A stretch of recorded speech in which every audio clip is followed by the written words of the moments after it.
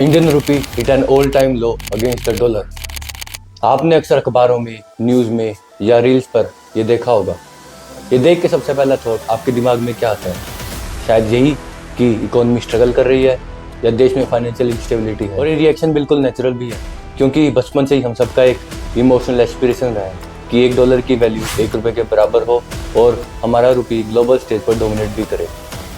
लेकिन अगर कोई आपसे पूछे कि क्या स्ट्रॉन्ग करेंसी स्ट्रॉन्ग नेशन की निशानी होती है, या फिर कभी कभी कंट्रोल्ड वीक करेंसी एक स्ट्रेटेजिक टूल भी है, कि अगर आप मॉडर्न हिस्ट्री उठाकर देखेंगे, चाइना, जापान, वियतनाम, इन सभी कंट्रीज ने काफ़ी लंबे टाइम तक अपनी करेंसी को डिवैल्यूड रखा ताकि इनके एक्सपोर्ट सस्ते रहें और इनकी मैन्युफैक्चरिंग बूम करे। तो क्या भारत भी ग्लोबल सप्लाई चेन्स में जगह बनाने के लिए सिमिलर पाथ पर चल रहा है, या फिर ये सिर्फ एक ग्लोबल प्रेशर का रिजल्ट है? आइए देखते हैं।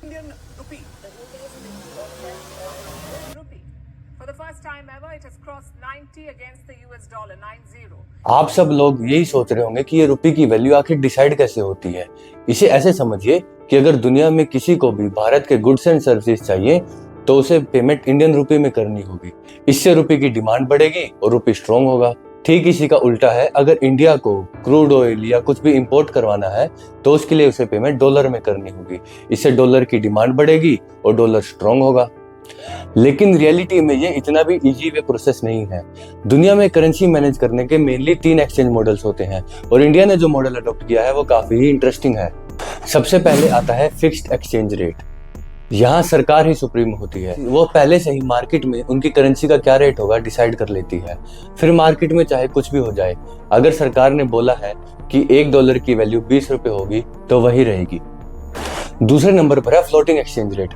यहाँ सरकार का जीरो इंटरवेंशन होता है और करेंसी का क्या रेट होगा ये मार्केट फोर्सेस डिसाइड करती हैं। तीसरे नंबर पर आता है मैनेज्ड फ्लोट सिस्टम। भारत ने यही मॉडल अडॉप्ट किया है।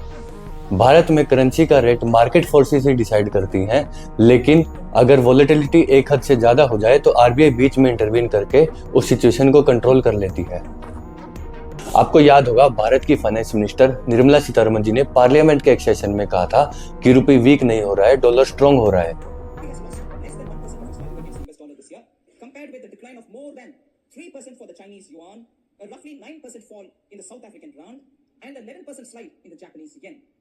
इस बात का सोशल मीडिया पर बहुत मीम्स भी बने थे, लेकिन अगर डाटा उठाकर देखें तो टेक्निकली वो सही भी थी।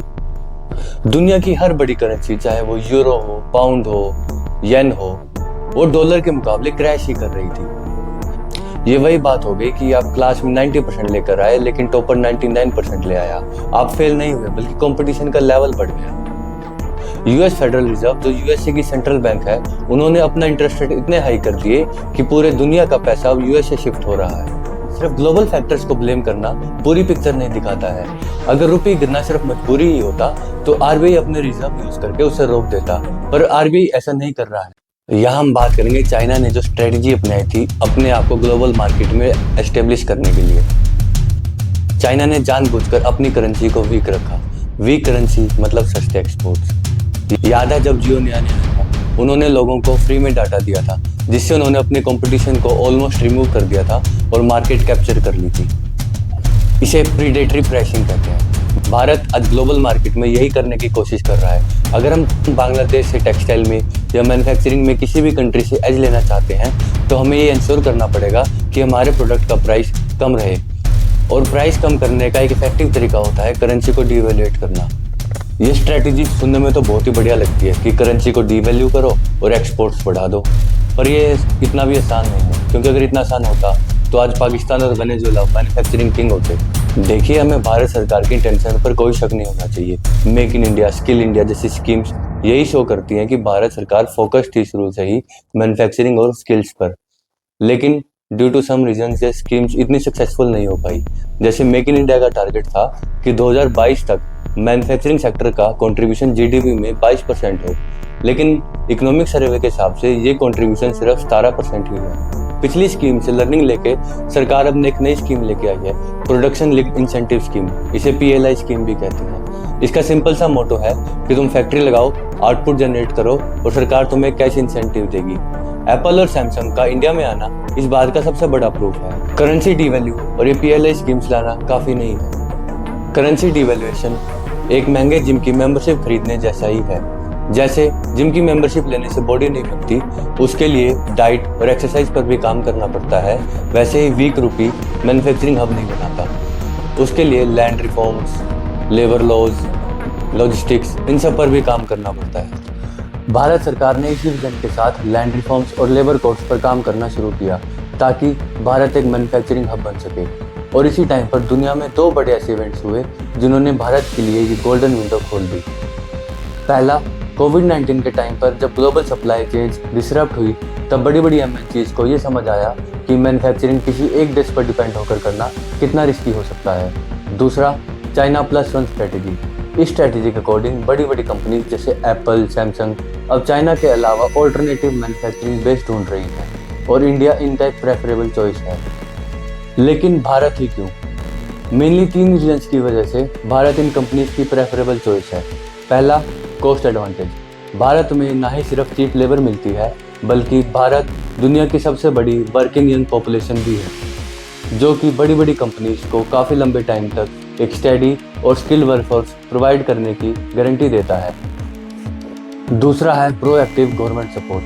पहले भारत को रेड टेपिज्म के लिए जाना जाता था, लेकिन अब रेड कारपेट के लिए जाना जाता है। भारत सरकार अब सिर्फ रेगुलेटर का ही नहीं, बल्कि एनेबलर का भी काम कर रही है, जैसे पीएलआई स्कीम्स। पीएलआई स्कीम्स ने मैन्युफैक्चरिंग सेक्टर को स्केल करने के लिए डायरेक्ट फाइनेंशियल असिस्टेंस दी है। इसी के साथ भारत सरकार ने कंपनीज पर लगने वाले टैक्स में भी कटौती की है। जो टैक्स पहले 25% था, वो आज घटकर 15% रह गया है। भारत सरकार ने लॉजिस्टिक्स पर भी काम किया है, जो किसी देश को मैन्युफैक्चरिंग हब और एक्सपोर्ट हब बनाने के लिए बहुत ज़रूरी है, जैसे पीएम गति शक्ति स्कीम।